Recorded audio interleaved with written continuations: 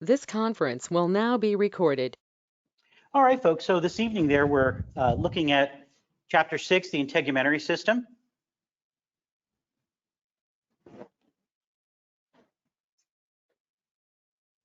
And so here we're looking at this first slide as far as the components of the integumentary system. So we all know, right, we think of skin right away. It's the skin, but it's also supporting structures like the hair, the nails, or the associated structures, as well as the glands. And these are exocrine glands. Remember, we will be covering the endocrine system in A&P Part 2, and we'll be looking at endocrine glands. And endocrine glands are glands that are producing substances, secretions that will be released into the blood supply, and they're produced in one area of the body and sent to another area of the body to bring about some type of change and such.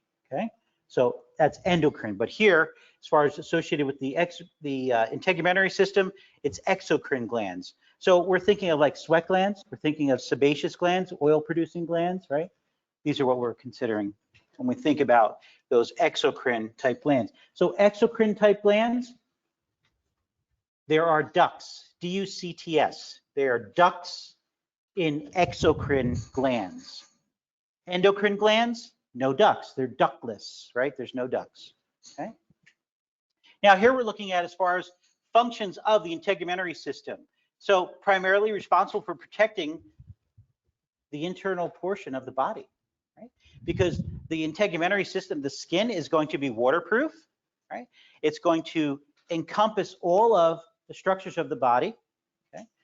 Later on, I'll probably like next week there, I'll show you, we'll be finishing this up. I'll show you a short video regarding a cadaver dissection and a removal of the entire integument from a human, from a cadaver. It's pretty fascinating. So you'll see here that aids in sensory function. So we're having sensory input. So there's going to be many sensory receptors, whether they're more superficial or deep. We'll talk about those. Thermoregulation. So as far as whether we're cooling the body down or warming the body up, and vitamin D synthesis. Here we're looking at the layers of skin. There's two layers of skin, the epidermis and the dermis. Now, the hypodermis, also known as, or AKA, the subcutaneous layer, also known as the hypodermis, sorry. That is a supportive layer, but it's not a layer of skin. Skin is the epidermis and the dermis. And you'll see here also that the term fascia, connects the skin to underlying muscle. And if you were doing cadaver dissection and such, you would see this, and this would be pretty remarkable as far as the ability. Really understand this, that when you are studying the human body and realizing that your body isn't just having a bunch of structures just kind of moving around and not having any type of structure and really support to them, but even as far as with not only just the skeletal system, but also soft tissue is actually helping to keep structures together and tight, and yet allowing for movement. So when we think of the dermis, the epidermis is that outer layer.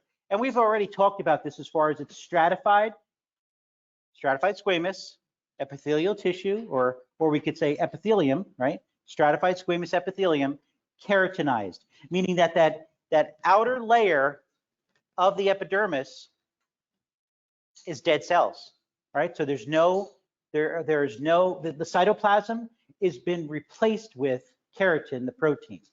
This contributes to the waterproof nature of the skin. Recall that we said that epithelial tissue is avascular. Epithelial tissue, avascular. How about cartilage? Avascular. How about the cornea and the lens of the eye? Avascular. Okay. Now, 5 layers for thick skin, 4 layers for skin throughout the whole body. So thick skin, palms of your hands, soles of your feet. Thick skin is palms of your hands, soles of your feet, 5 layers. The layer that's added, that's not present in thin skin, is the stratum lucidum, the lucid layer. We could also call that the clear layer, right? It's not really a term, but lucidum, that is stratum lucidum. That's the additional layer that's present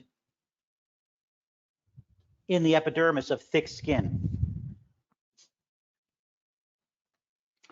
I did not make this up, but I do use it because I think it's a really good one. And that's for the 5 layers of skin, the mnemonic, come, let's get sun burned. I didn't make it up. That's 5 layers, right? It's pretty easy. You've got the stratum corneum, lucidum, granulosum, spinosum, and the basal layer. And this is deep to superficial. And that corneum layer, dead cells. The cytoplasm replaced with what? Keratin, the protein. The basal layer, it's mitotic, meaning that all the new cells begin at that single layer, and then they are constantly moving outward. Okay, so new cells, old dead cells.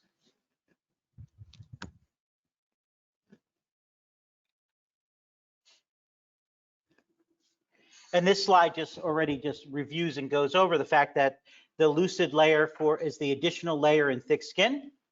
You'll see that cells are produced in the deepest layer and migrate from the deepest layer to the superficial layer of the corneum. I said that before. You'll see here that mature cells are called keratinocytes because what's going on? They're filled with what? They're going to be replaced with keratin, the protein, the cytoplasm. And keratin makes the cells tough and water resistant.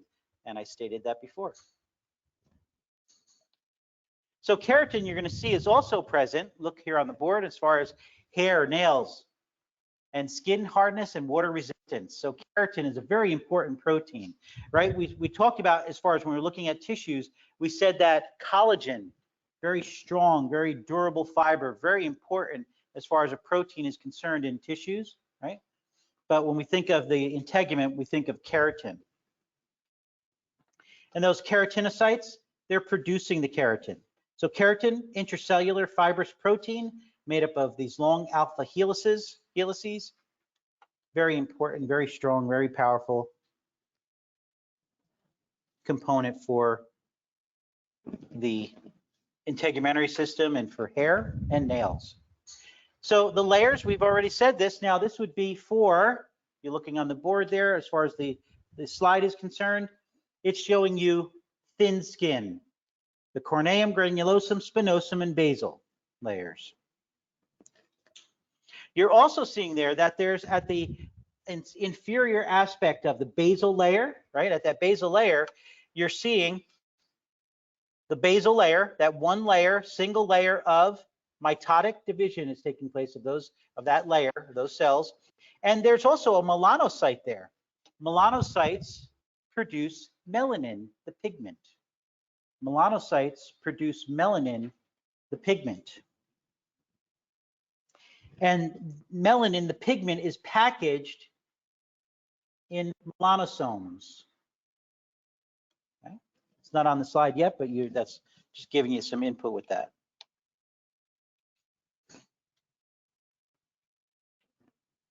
So we're going to the basal layer. This is the most inferior aspect of the tissue. It's the area where it's one layer, and mitosis takes place here. So you'll see actively divide to replace cells in the superficial layers. So it's mitotic division is taking place. Single cells, right? So we have a parent cell that will do through mitosis produce 2 identical daughter cells, right? And these are going to continually being reproduced. And as the tissue matures, those new layers will move outward into the superficial layers going through all the layers, depending upon whether it's 4 or 5 layers, whether it's thin skin or thick skin, respectively. You'll see here that there's also some cells. We talked about the melanocytes producing melanin, packaging it in those melanosomes, and the Merkel cells, which are sensory receptors for touch. Okay, and so in particular, when you think of like depending upon what area of your integument, the ability to perceive between 2 different points touching your skin, we have a very good, we have many receptors on your palms of your hands, soles of your feet, on the face, maybe not so much in other areas. Okay, so whereas I may be able to tell the difference between 2 points very close together on the integument, on the palms of my hands, not so much maybe on the thigh, on the anterior thigh. Okay, so we'll look at that into more detail. Okay. So the melanocytes, again, they're producing the pigment melanin, 2 forms. And look at this here. Production of melanin, protection, protects the cells from UV radiation. So, and we all get this, we understand this as far as exposure to the sun and to the UV light, we are going to produce more melanin as a protective mechanism for the integument. We have eumelanin and we have pheomelanin. Pheo has the reddish pigment, black-brown for the eumelanin. And interesting that all humans have similar concentration of these melanocytes, but it's a matter of what? As a result of genetics and DNA, that we're going to present with the different hues of the skin coloration, which is cool, right? Amazing. And what's cool too is that when you think about just even in your own family, the different pigments, skin pigments and tones that you can see within your own family, it's cool stuff, you know? You'll see here that the activity leads to different skin tones of those melanocytes. The spinosum layer, okay, so here we go. We were just at basal, now we're going superiorward, we're going outward from deep to superficial. The spinosum layer, 8 to 10 cells thick.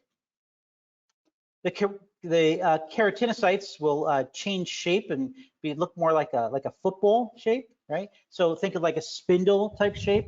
What are we thinking? When we think of spindle shaped fibers, we think of smooth muscle, do we not, right? So the pointed ends that look like spines give rise to the name of spinosum, right? So if you're wondering, well, why is it called spinosum? There we go, as far as those spiny ends of the keratinocytes in the spinosum layer. These Langerhans cells, also known as dendritic cells, are very important as far as, it says here, provide immune protection. Think of, write this word down. You're not going to have to know it so much this semester, but I want you to hear it. Antigen presenting cell. APC. Antigen presenting cell. So these dendritic cells are very important. And again, the cells are continually being pushed outward from deep to superficial. Stratum spinosum. Next, we go to the granulosum layer. And again, here we have what's the origin of the name, the etiology of the name, has a granular appearance at this granulosum layer. Cells begin to flatten and accumulate more keratin. Recall also that I said to you, when we're looking at tissues and trying to identify tissues, we look to what? The apical surface of the tissue. So if it's multiple layers, we look to the apical surface. And if they're flat at the apical surface, it's a squamous tissue, right? Stratified squamous. Now, you'll see here, cells begin to flatten and accumulate more keratin. This is important because as time goes on, again, that cytoplasm is going to replace fully with keratin. There are dead cells. Melanin can travel to the cells within this layer.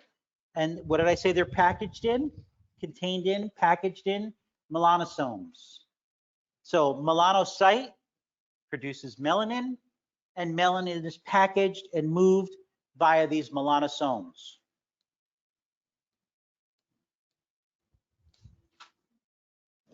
And you'll see here, also, cells begin to die at the most superficial layers of this layer of granulosum. Okay. So look at granulosum, look where it is right here. So really, is granulosum the middle layer for thick skin? It is, right? So here we go, granulosum cells are starting to die, so that when we get up to the corneum layer, it's going to be dead cells, cytoplasm replaced with keratin. So here we go, melanosomes. These are the packages of melanin sent to those layers of the skin. Melanin stored in granules called the melanosomes. But remember, the melanocytes, they're in the basal layer. The lucid layer, the clear layer. Remember, think about this. If I say to you, John is very lucid in his speech, in his talk, in his thinking, that means he's clear-headed, right? Clear-headed, lucid, clear. So when we think of the stratum lucidum, all right, what's going on there? Why do we name it that? Because it's the clear layer, lucid. So only found in thick skin, palms and soles, palms of the hands, soles of the feet. Contains elidin, which is a protein, and it functions as a water barrier. And that lucid layer, again, tightly packed dead keratinocytes. The corneum layer, the most superficial layer, whether we're talking about thin skin or thick skin. The corneum layer, 15 to 30 layers of dead keratinocytes, okay? So we've got these layers of cells, they're dead, and what happens, folks? So they're sloughing off, they're moving off, they're providing a protective barrier, a waterproof barrier. Very important. When you think about this for a moment, so we're in the evening now, so no sunlight's coming in, but say we had sunlight entering in through those windows, right? And it's dark in here, but we could see the sunlight coming through, and we see particulate matter. That dust, that particulate, primarily, it's the dust of all of us that are in this room. That's primarily what it is, right? It's those dead keratinocytes that are sloughed off and entering into the air. Cells are shed and lost due to mechanical forces, meaning, you just put on a shirt, right? You just move like this, and all of a sudden, cells are coming off. They're replaced by cells in deeper layers, migrating into that outer layer. So here you go. New cells, old dead cells. New cells, old dead cells.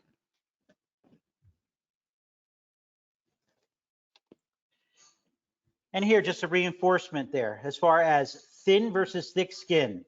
Thin skin, 4 layers, thick skin, 5 layers of the epidermis, okay?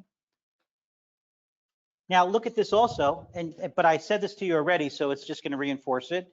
Thick skin has a higher number of sensory receptors, and we get that because the palms of your hands, you can touch things and you have much more sensitivity than, say, the dorsum of your hand or the dorsum of your foot.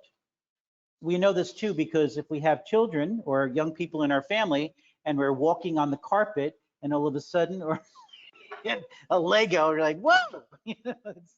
Yeah, so it's very sensitive on the palms of our hands and the soles of our feet.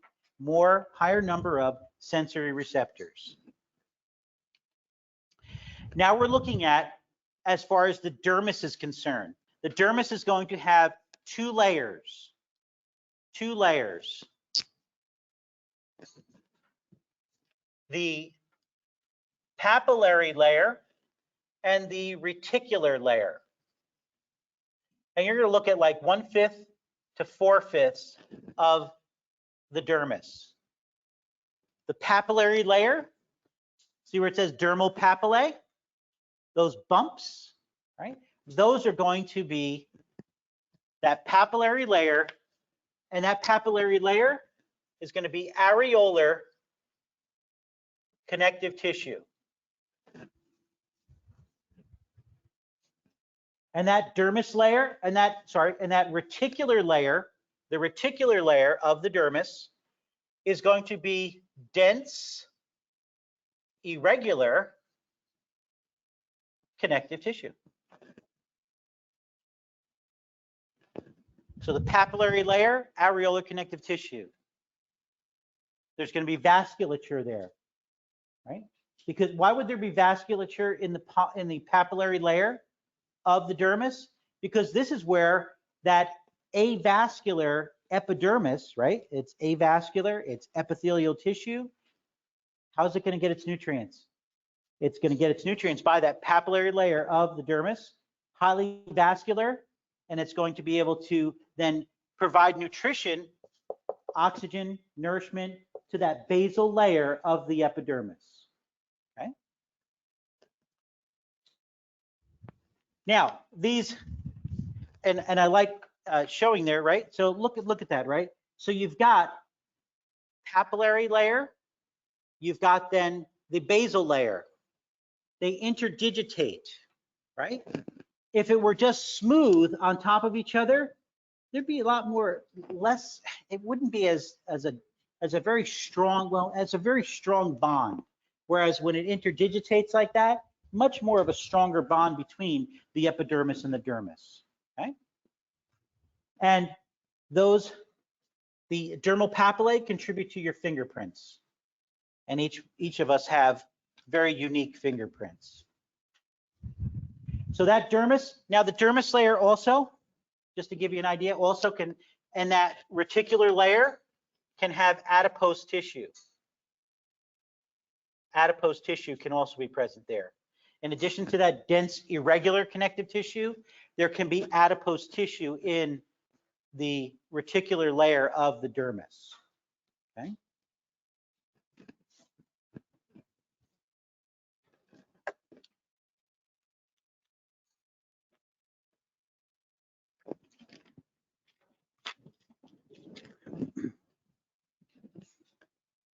So you'll see here that in the dermis, blood vessels, vascularity, hair follicles, glands, these are all present.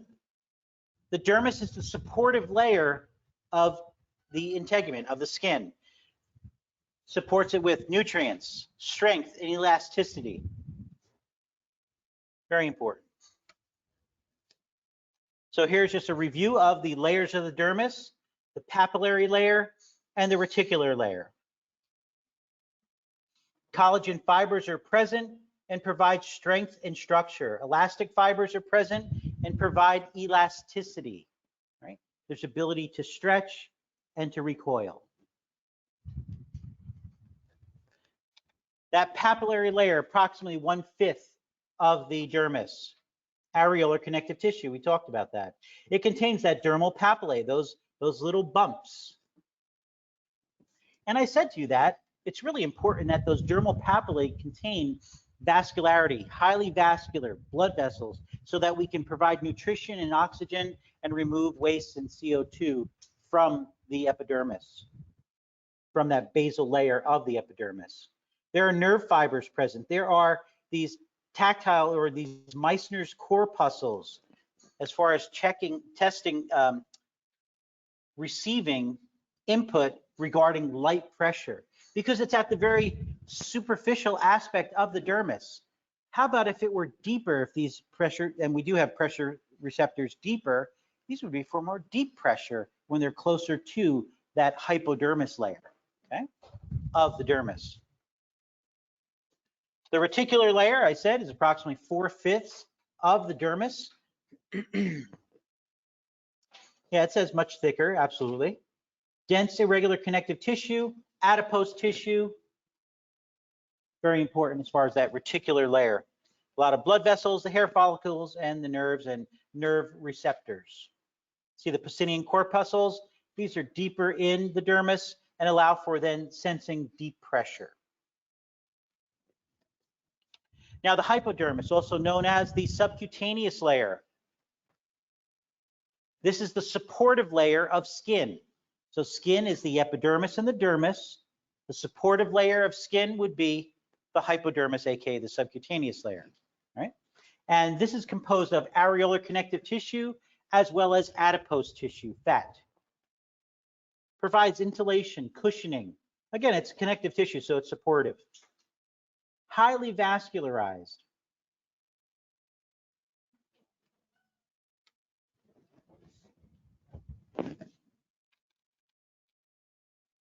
Structures associated with the skin. We said this before, just from the early on in the PowerPoint. Hair, nails, sweat glands, sebaceous glands, which are oil-producing glands. So let's look a little bit about regarding hair. And remember that primarily it's keratin, the protein composed of. So you'll see here that dead keratinized cells from the epidermis. And think about this for a moment, right? When you go get a haircut, it's not painful to you, right? Because when the hairs are cut, they're dead, so it's okay. But anything deep, right? Any portion of the hair that is deep within, now that would be live cells, composed of live cells. It's different. Structure associated hair would be the sebaceous glands, these oil-producing glands, producing, so a sebaceous gland producing sebum, oil, okay? The erector pili muscles, these are smooth muscle that when they contract will allow the hairs to stand on end, right? Goosebumps, the hair standing on end. I think those are erector pili muscles. Function of hair, so physically protecting where it's present, okay? Sensory input, primarily, folks, the hair that we have on our body, not so much on the scalp as much as on the rest of our body, right? And some of us more than others, unfortunately. And as I get older, it seems even more, that it's for sensory reception. So think about this. Have you ever felt a bug walking on your arm? And it's like really light and such, but it's actually moving those hair follicle, the hair, the shafts, the hair shaft, which will in turn are connected to sensory receptors. So giving you that input there.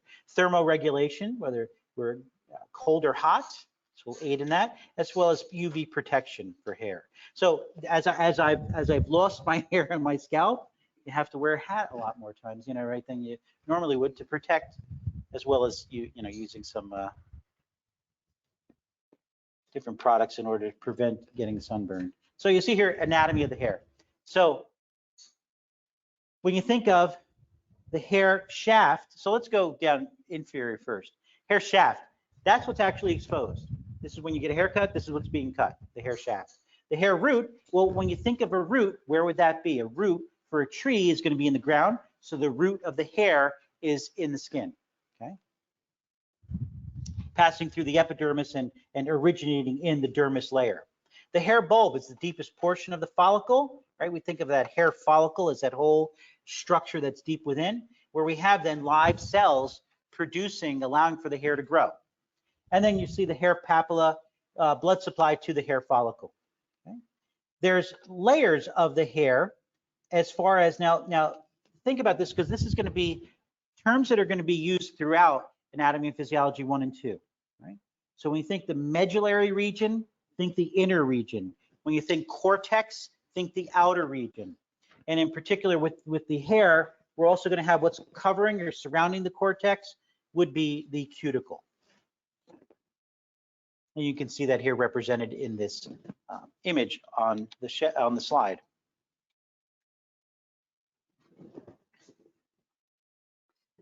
Now of note, hair growth is not continuous and it goes in cycles, okay? So you'll see there that alternating cycles of growth and rest.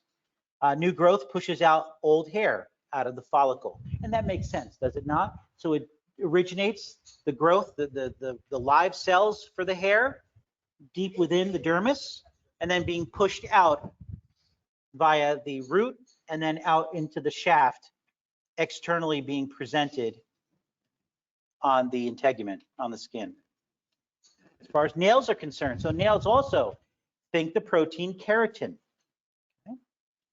So you'll have here the nail bed, which is really the living component of this nail, right? Because think about this also, that when we cut the nail, are we like, ow, ow, ow, ow? No, we're not. Right? This is keratin, right? And we're not cutting live cells, but the nail bed, yeah, this is alive. And if you go too deep in a nail and such, can you feel uncomfortable? Yeah, and it's really because of what's supporting the nail structure, that skin that's there. That's what's giving you the most discomfort. You'll see here the nail body is the visible hard portion of the nail. The root, the proximal side of the nail body. You'll see here the cuticle or the eponychium, the thin layer of skin at the base of the nail. And then the lunula, think lunar, think that moon-shaped structure, the white structure of your nail, crescent-shaped region of the nail bed. These sebaceous glands are what we're going to talk about after we look at, right? Sebaceous is oil producing. These are what? No, sweat glands. Sweat glands are producing sweat, and there are different types. We're going to see this and when they're active and such also. And they're also known as sudoriferous glands. So you should know that, AKA. And I hate to tell you that, but that's just in medical terminology. There are a lot of AKAs, and that's just a part of what we do as far as understanding that something can also be called, just like the subcutaneous layer is also known as the hypodermis. Okay? So sudoriferous glands are sweat glands.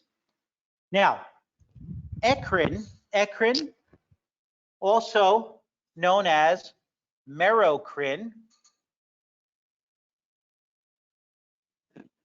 Eccrine, also known as merocrine, sweat glands, right? These can produce a very watery type of sweat. No cells, no parts of cells in the secretion. We studied this. We talked about these different types of glands, right? And we said that apocrine sweat glands, AP, apocrine, a piece of the cell is released in the secretion. And listen to this, AP also, active at puberty. Active at puberty. And then think another AP, axilla pubic regions, AP. Interesting, right? So this kind of will help you a little bit to get a differentiation between the apocrine sweat glands and the eccrine, aka also known as the merocrine sweat glands. So the eccrine, again, less viscous, right? Again, it's a watery secretion. The apocrine, it's more viscous, okay? And so there are pieces of cells in that secretion. And I said, right, the pubic and the axilla, the pubic region, the armpit region, the groin, right? We say these are the areas for the apocrine, and again, active at puberty, and may be involved in pheromone release, okay? As far as for that's concerned. Next slide, also talking about the sweat glands. Just pretty much just reiterating what we've been looking at. And you'll see there that sweat glands have a duct, D-U-C-T, because they're exocrine glands. So sweat glands have a duct, and that duct will release its secretions via a pore, P-O-R-E. So the secretions are released upon the outer portion of the skin via a pore, P-O-R-E. And when you're looking at, as far as an image of the skin, and you're seeing a cross section, you're seeing that there are glands that are associated with the hair follicle. This would be then the sebaceous glands, those oil producing glands, producing sebum.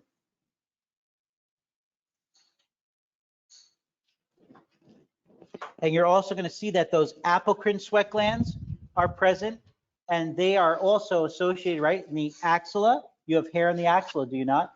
Hair in the pubic region, right? Active at puberty. And know that it's a little bit more of a viscous solution because there are pieces of the cells. And what is attracted to this type of sweat? Bacteria. And as a result, why do you think those areas might have a little bit of an odor? It's because of the metabolism of bacteria. That's why, that's what goes on there. Okay. So these oil producing glands, sweat glands, sebaceous glands, usually associated with hair follicles. Sebum is an oily mixture of secretion. Lubrication and waterproofing of the skin, it's contributing to that, as well as the keeping the hair supple, okay, so it's not all dried out. Sebaceous glands. Acne. So acne, accumulation of sebum, of this oil, keratin and dead cells, can block a hair follicle. You can see the image here, and it's showing you that there's bacteria will feed upon the oil, and the sweat to grow, right? So this is their food source. This leads to inflammation of the skin, and that's acne. Now, some people have more of a genetic predisposition to it than others, and depending upon different times of life, depending, can be more present more frequently, but not necessarily. There's adult acne, and there's different conditions regarding acne and acne type processes or patterns that we'll talk about another time. So functions of the integumentary system. Let's see. Yeah, so here we go. So think about this. We mentioned it earlier there regarding protection, right? There's the waterproofing. There you'll see here dermcidin in sweat, right? This is present in macrophages are like the cleanup crew of the immune system of the body, okay? They are monocytes that will differentiate and become, monocyte is a white blood cell, will become a macrophage, which really they're involved in phagocytosis. Phagocytosis, it's a form of what? Endocytosis, it's a form of cell eating, right? Phagocytosis, macrophages, the cleanup crew of the body. And they'll protect against microbes and such, right? Melanin is allowing, again, to protection from that pigmentation against UV radiation. Sensory functions. So let's go down to the bottom first. You can see nociceptors. So nociceptors are associated with pain. So pain receptors, nociceptors. Thermoreceptors for temperature regulation, right? Thermoregulation, whether it's cool or hot, thermoregulation, thermoreceptors. And then you have here Meissner's and Pacinian corpuscles involved in different sensory input as far as tactile sensations, touch, pressure, vibration, tickle. Those are all these sensory input from these receptors. And this is a nice image here to just give you more of like seeing an image to help to reinforce what you're thinking about when you see these different terms.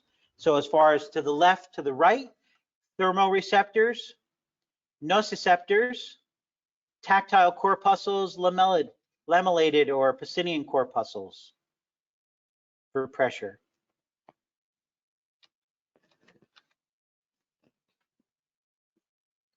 Thermoregulation, right? So whether we're hot or cold, how does the integument work with this? So sweat is produced by the sweat glands, by the primarily by the eccrine, aka the American sweat glands, because it's that watery secretion that can help to cool and be involved in thermoregulation. So sweat helps keep the body cool, increased blood flow to the skin cools the body. So meaning that what happens? So we're active, we're exercising, we're moving. And what happens to your, can you get a little flushed, right? That's the way that the body is actually having vasodilation. The blood vessels are dilating and allowing for more blood flow to the area, producing a red appearance and also releasing heat. You understand? So it's releasing heat. That's why you touch someone, they're all hot and they're all flushed. Touch them, ooh, they're warm. Yeah, because the body is releasing heat via that vasodilation of the blood vessels. And the opposite for when it's cold outside and trying to warm the body up. Okay, we're going to stop here today and we'll finish up this chapter next week. This conference will now be recorded.